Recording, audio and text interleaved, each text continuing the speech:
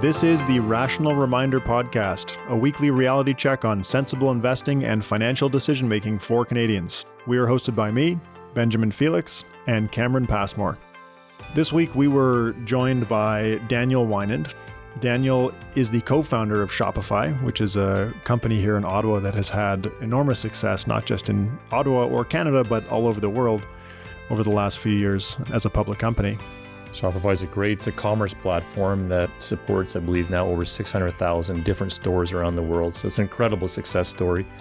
And we've been lucky enough to be close to them for over 7 years now, helping many employees deal with various financial issues over the years. You and I both delivered many seminars and got to know a lot of the people well. And it was a real special, I guess it must be almost an hour we had with Daniel. So yeah, the best way that I can describe the conversation was that it was very, very intense. I mean, the way Daniel thinks about everything, and you can just see the wheels turning when he's speaking. Yeah, I would describe it as intense. And you can see how Shopify was so successful when you have people like that in the leadership. It's incredible. Yeah, it is. So we hope you enjoy the conversation.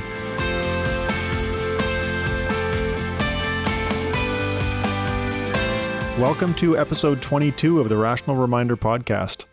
This week we have a very special guest, Daniel Weinand. Daniel, welcome to the Rational Reminder. Thanks for having me. Now, Daniel, you've been a great friend of our team and myself now going back, I think, at least 7 years. And 7 years ago, you were the one that invited me to give some financial advice, seminars, and one-on-one meetings to a few of your employees at Shopify, which frankly ended up being very transformational for both me and for our team and for our whole company. So for that, we're very grateful.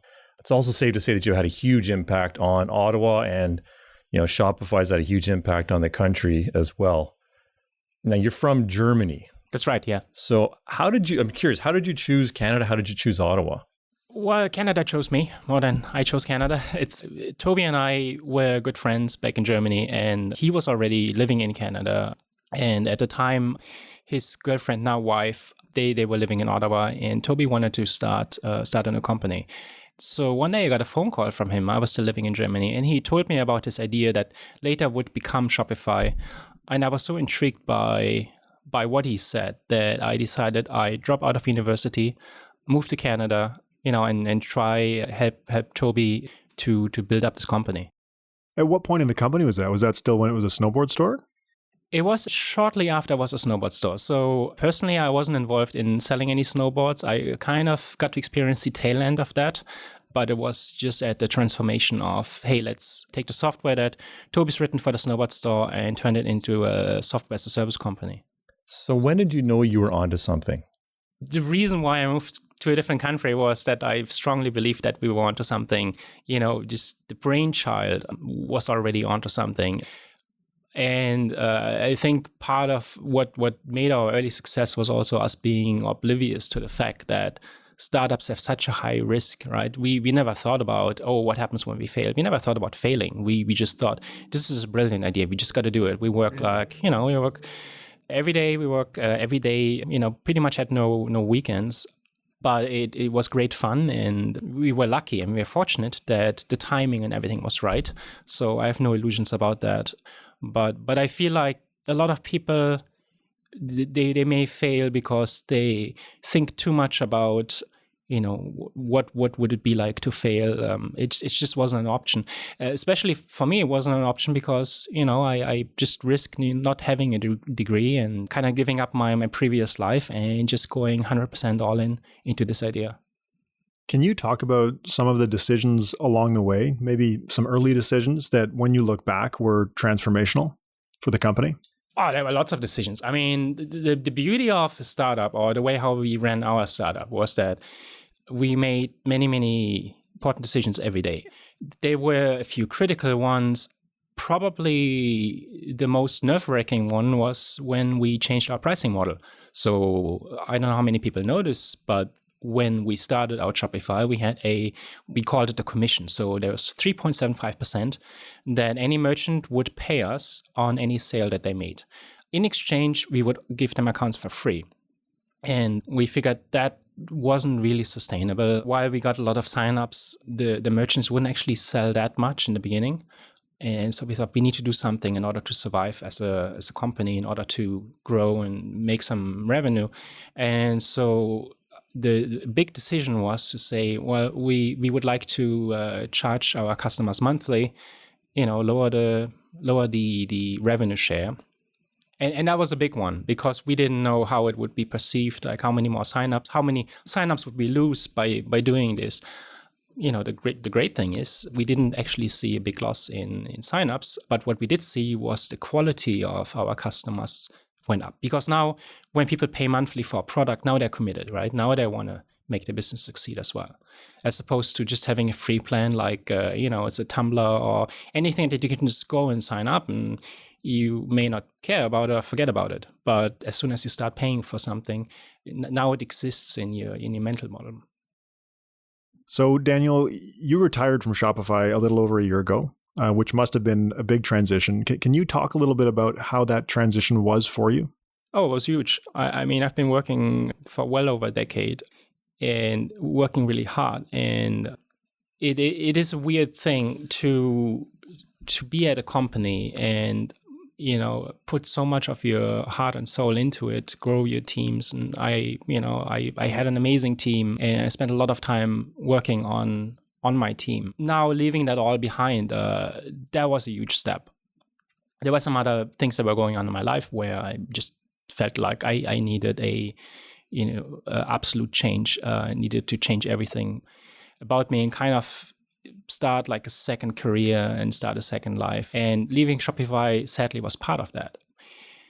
The transition was really weird in a way that you have those habits, right? So when you wake up, like I check my emails, I check Slack and all these things. And it was strange not checking Slack, right? Strange not going and getting back to people.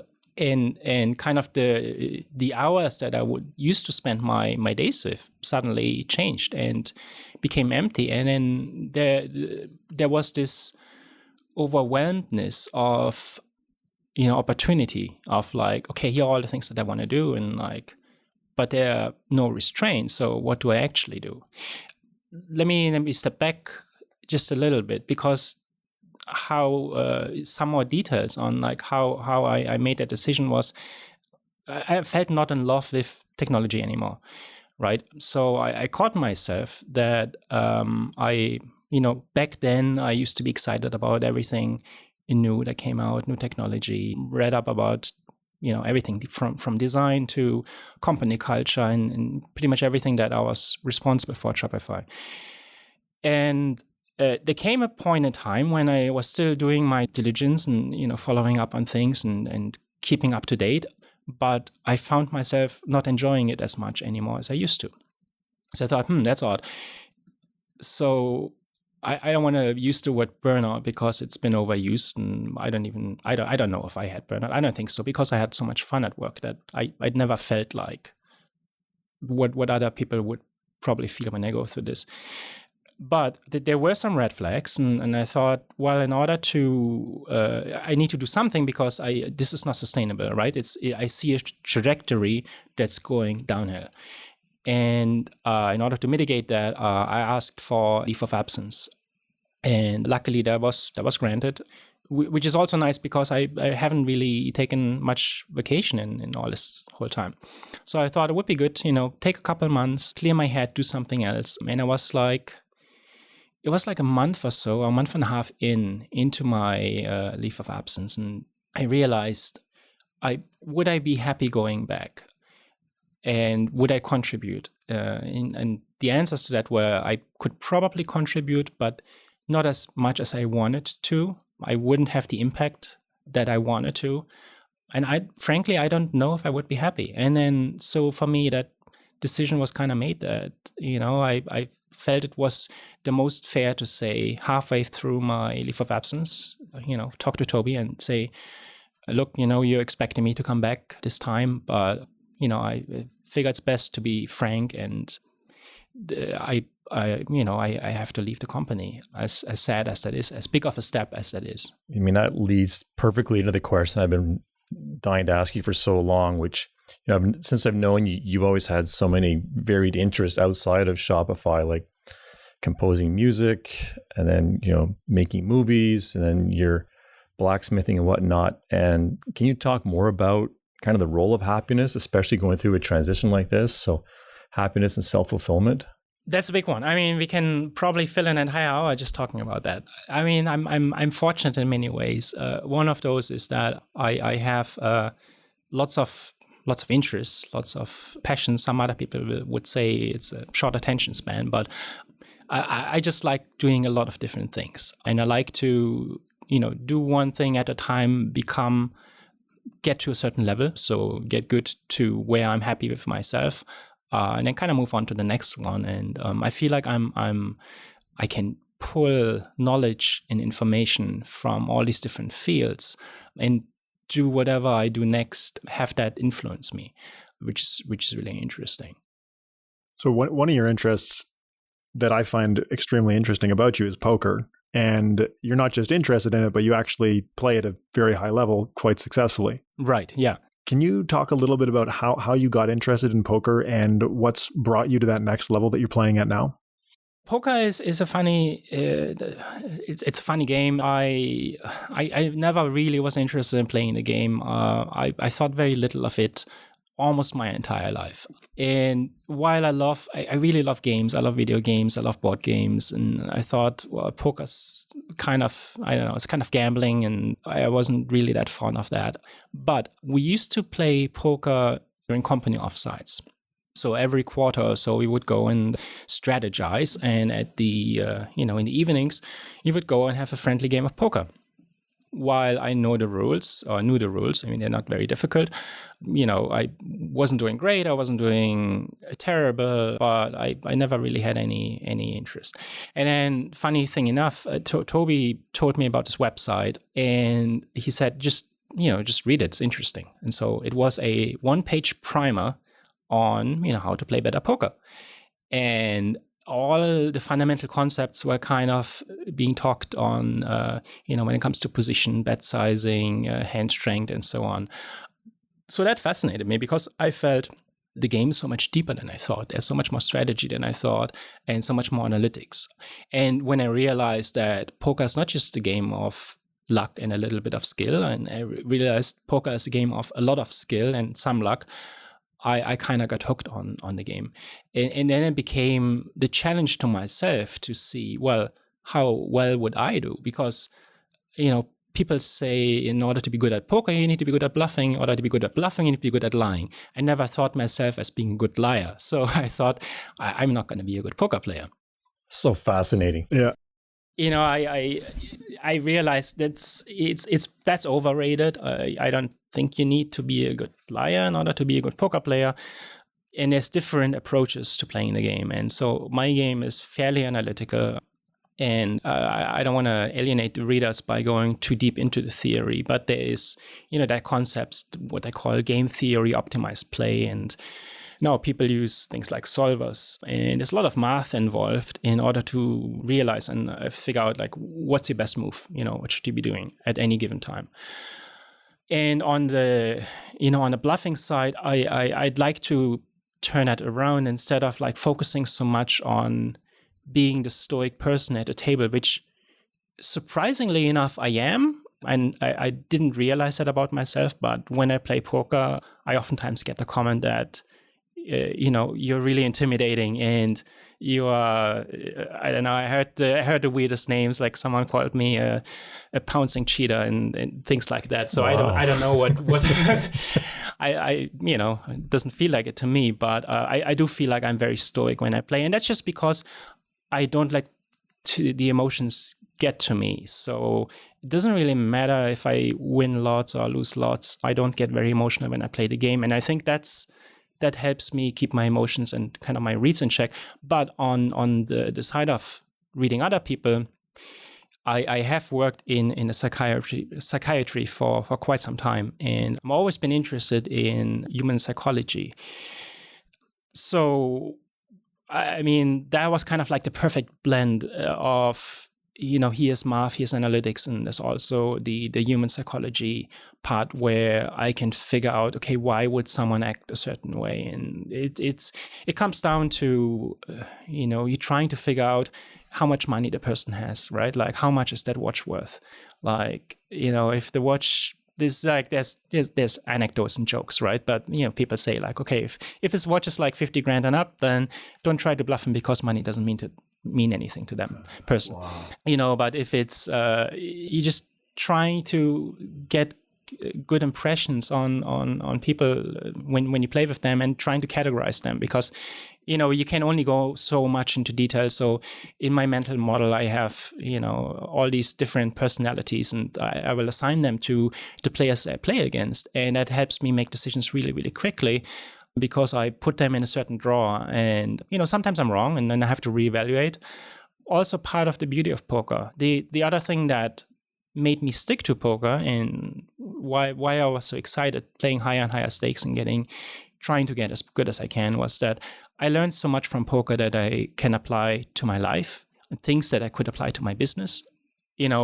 Basic decision making. Poker is a game of incomplete information, right? As opposed to chess. Chess, you see the entire board, you know exactly what's going on. There's no hidden hand. There's no things you can't see. Whereas in poker, you don't quite see the entire information. So similar to financial markets, where it's incomplete information, you have to make decisions based on the information that you get. And that information can change. And the best poker players will change their decisions based on new information that they get, right? And I feel like it's the same with managers working in a company, that you reevaluate your opinions, you reevaluate your decisions when you get new information. And if someone is too proud and too stubborn, then they're not going to do that. And they're going to be a bad manager, they're going to be a bad finance guy, they're going to be a bad poker player, right? So it's kind of learning how to become humble and not take yourself too important. That was unreal. Yeah. That whole thing was amazing.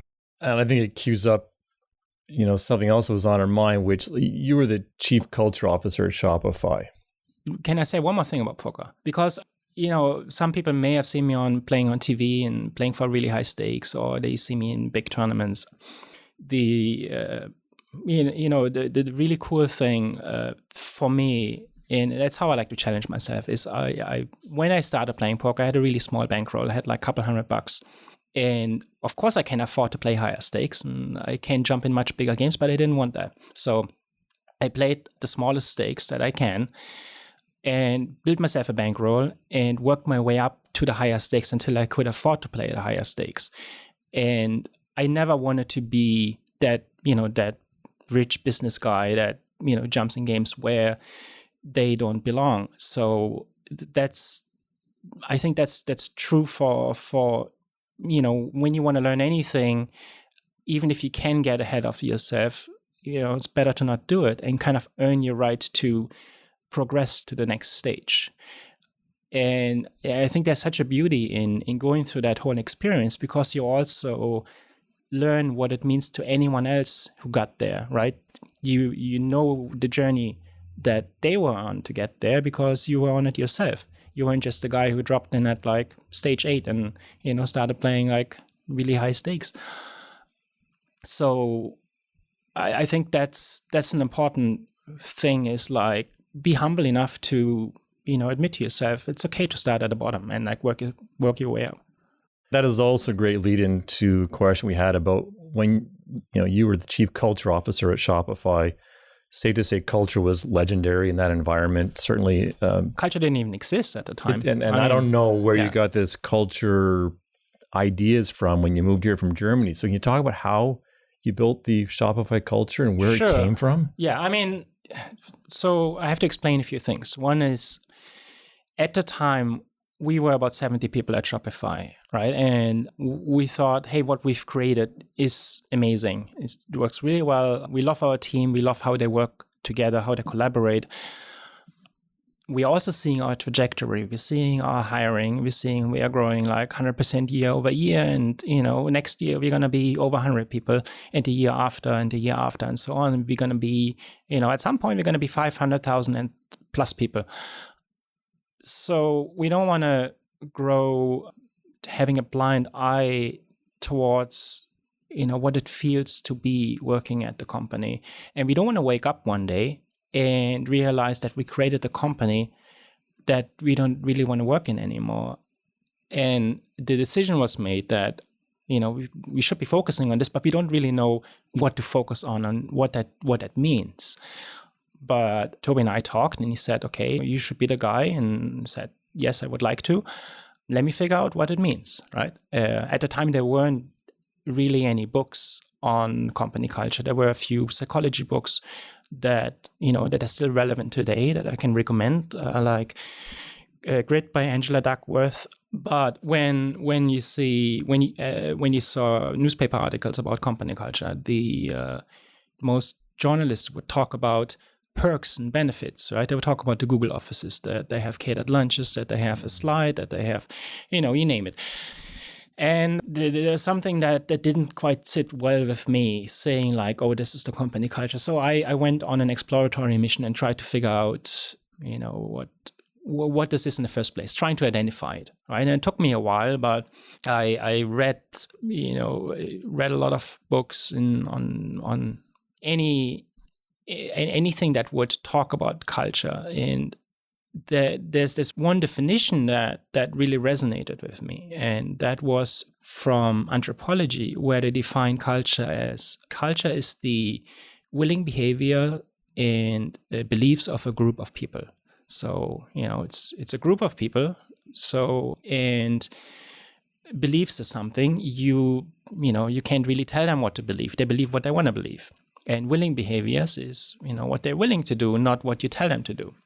And so if you kind of start from that and you figure out, okay, well, can I even shape that in any way, right? And I think the answer is yes. There's some terrific quotes from people like Churchill, who said, first you shape your buildings and then your buildings shape us. And so I thought, okay, well, let's create a really good work environment, right? And, one part of the puzzle was to realize, okay, who do we have in the company?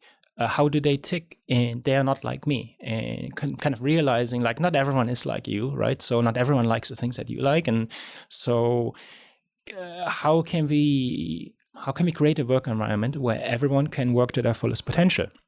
One of the realizations was that very simply, they are introverts, extroverts, right? Extroverts like being around people. They get energy from that. Introverts recharge when they are either alone or with loved ones. And if you are an extrovert, you won't fully understand how an introvert thinks unless you make an effort. I myself, I'm an introvert, so I have more trouble understanding extroverts. But that is to say that it was important for us to then go and say, well, let's create a work environment where someone who doesn't want to be in a big crowd can kind of hide away somewhere, right? Take their laptop and work a few hours undisturbed from some other place. So when we looked at new office designs, we put in nooks and crannies where people can just go and, they and it's okay. And they're going to be working undisturbed. And some other people would love being in a crowd. So we created a cafe where the entire company can hang out and mingle and so on. And it's just one example. I still don't see all the perks and benefits of a company as part of culture, even though they were my responsibility and I created them. And I also wanted to create everything for a purpose, not just because another company did it. And I think that's another really important thing when building a company, is that you need to understand everything you put in place. You can't just, especially with something like internal, how the internals of a company work. It's kind of dangerous to like try things and see what sticks without fully understanding what effect they can have to the people working inside. So you make some conscious changes. I mean, that's true basically for any business decision. But I saw myself as being the product manager, and the product was the company. So interesting. One of the things that Shopify has been doing for a long time in terms of perks and culture and things like that is having somebody from our firm, from PWL, come into the office to give talks and meet with employees one-on-one to talk about their individual personal finance. So the question I want to ask you is, what impact do you think financial security has on productivity and engagement for employees? So you look at Maslow's pyramid, and kind of security is at the bottom, right? And that's like job security, financial security. You have enough to eat, you have a house to sleep in, and so on. And so if you don't have that, your mind is going to be occupied by other things, so you can't fully focus on your job. So there's all this cognitive overhead that you want to get rid of. You just want to, get a dump of that all and have it being taken care of, right? So I think it's huge that people don't, at the time Shopify wasn't publicly traded, but now it's publicly traded. So I think it's a really big benefit that someone doesn't have to go on the stock ticker app on their phone and check the price in order to see how well they're doing, but kind of offloading some of that and not having to think about it, or someone to give them the peace of mind that, hey, it'll be all right. Having co-founded Shopify, which is, $14-15 billion plus public company, I can only imagine how fulfilling that ride must have been for you. So now that you've transitioned from Shopify, how do you now define success for the rest of your life? It's a very difficult question. I mean, I feel like I achieved such great success already, and not just by the numbers, right? People would say like, oh, we are X billion-dollar company, or my net worth is X. And that, to me, that doesn't mean success. Success to me means, I was able to hire the right people, shape the company by hiring the right people, and then hopefully did my part to grow the people that I hired, to turn them into something that's better than myself. That's always what I strived for. So I always wanted to enable people around me to become better than myself, and kind of like push them into an area so they would perform at a level that alone, without help, they may not be able to push themselves. Those are some of the things where I feel like, okay, that's success to me. And funnily enough, I was struggling for a long time to realize that was important to me, because when I was an individual contributor and I was a developer and then I was a designer and I was many things, but I'm used to create for myself, and becoming a manager was a very difficult transition, and it's not a natural one if you're not prepared. But then learning how to live vicariously can be extremely fulfilling if you realize why you're doing it. You're not doing meetings because you're supposed to have meetings. You're supposed to have one-on-ones. You're doing them because you realize what kind of profound impact they can have on the people that you work with. That's one success. And then it really depends on what we're talking about, right? Whether that's poker, blacksmithing, composing music, writing stories, or what else I have in I'm building a house right now, and I have different metrics for what success means to me in all these different areas. And unfortunately, with my background, so I mean I'm German and I have an Asian mom, and so that's a really bad combination, because if that combination, we are never happy with anything, right? It can be an A-, and it could be the best mark in the whole class. And, we always are, or I am always going to harp on, like, what's the remaining 5%? What could I have done better? So in a way, that's kind of a curse and a blessing. Curse because, I don't really, when I reach the 95%, I don't really celebrate. I focus on, like, why wasn't it 100%? At the same time, it makes me better, right? I try to push myself as much as possible every day. So as an individual, you have endless options of who to deal with for financial advice, obviously.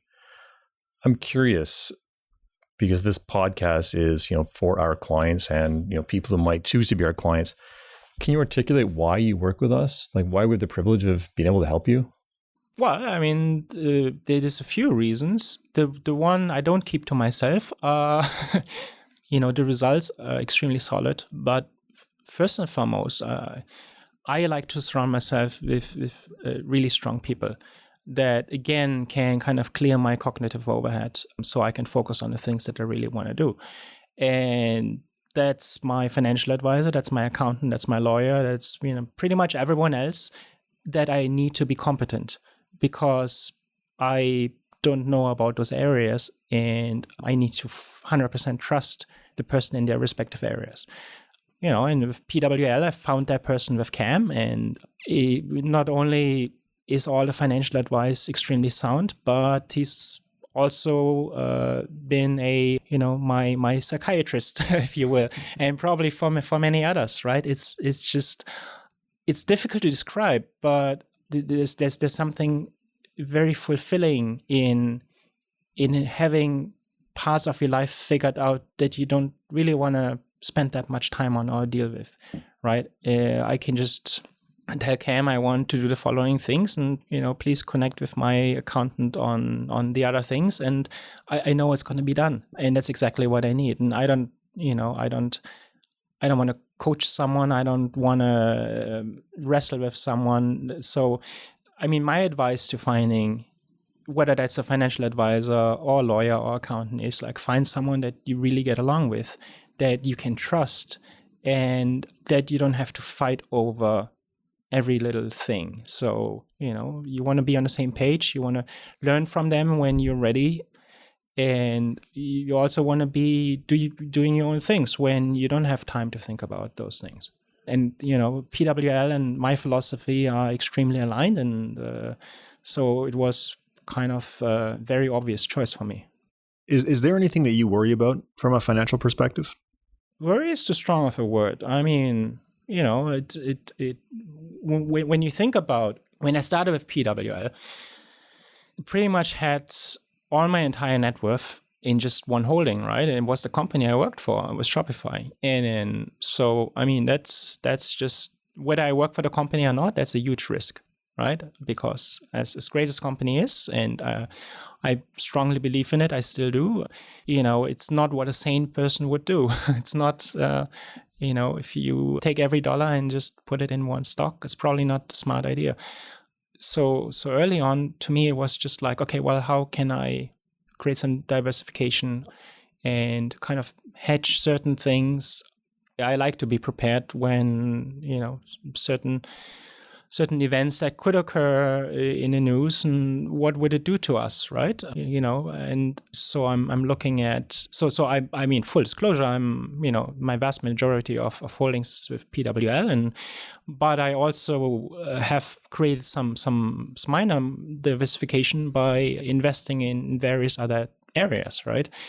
Some of these are startups, which are, extremely high risk. Some of these are real estate. Some of these are, I don't want to disclose my full financial portfolio, but I think it's just taking some time and getting an idea of, like, what's important to you, and how much of a stomach do you have when it's not if, but when the recession comes, and when there is a bear market, and suddenly you lose double digit your net worth, and like, are you okay with that? Did you put any money aside to buy dips? It's just things that everyone has to make decisions for themselves. So interesting. Knowing what you know now about the impact of money on your life, what would you change about your life, say pre-Shopify? Like, has your perspective on money changed over time?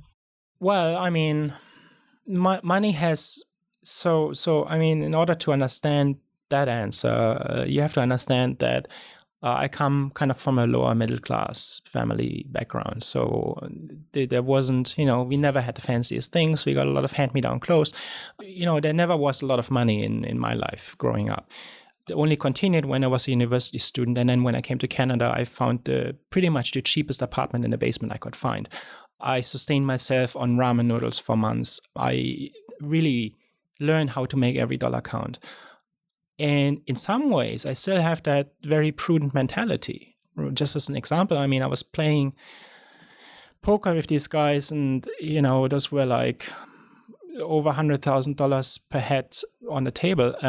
And everyone was flying in private, and they were trying to figure out, like, what my private jet is. And, I told the guys, look, I flew in here economy because I didn't want to pay for the upgrade.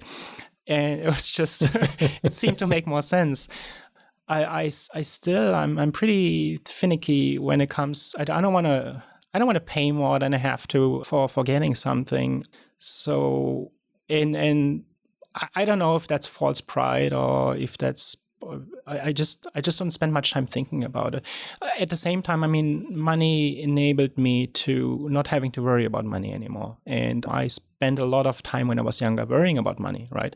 Worrying about where do I get another $20 to buy the following thing, right? Well, whatever hobbies I had. So that's great about money, that you don't have to do that anymore. And, it enables me to get something, if I really want it, to then pull the trigger and say, okay, well, I've been eyeing this thing for 5 years and, I still want it, so I'm going to get it. Are there any downsides? For sure. Yeah, there are downsides. I mean, I don't want to get into all the downsides, but one is, now we're thinking about family, right? And when you think about family, you think about, well, I would like to have kids one day. What kind of impact does money have to your kids? And what are the strategies that they can employ so you don't raise some spoiled brats? Got a great book about that. I'll give you a copy. Perfect. Well, this has been a real privilege to interview you. Thanks for your time. Oh, it's been fun. Yeah. And thanks for being such a great friend and fan of ours over the years. So it's been a real privilege to work with you all these years. Likewise. Yeah. I mean, we only scratched the surface on some of those things, but I think all these things really matter. And if I just want to, one thing that I've been thinking about lately, and it kind of sounds a little morbid if you put it this way, but I don't see anything wrong with that. But people don't think about their own death enough. And I think it just grounds you, and it just gives you a sense of urgency of like how important life is and how important every day is that you spend, right? And there's people that are just coasting day to day and they're just living from one weekend to the next. And if you think about it, that's not really, if you only count the weekends as your days in your life where you live life, that's not a lot of days that you have in every year. So instead of that, my advice is just make not every day, make every hour count, right? And just think about, you have X amount of hours left, and I mean that can be depressing to some people, and it can be very energizing to others. And to me, it's a huge motivator to kind of try and leave as big of a legacy as I can. It's a great thought to finish with. Thanks a lot, Daniel. This was amazing. Thanks for having me. And this hour certainly counted. Thank you.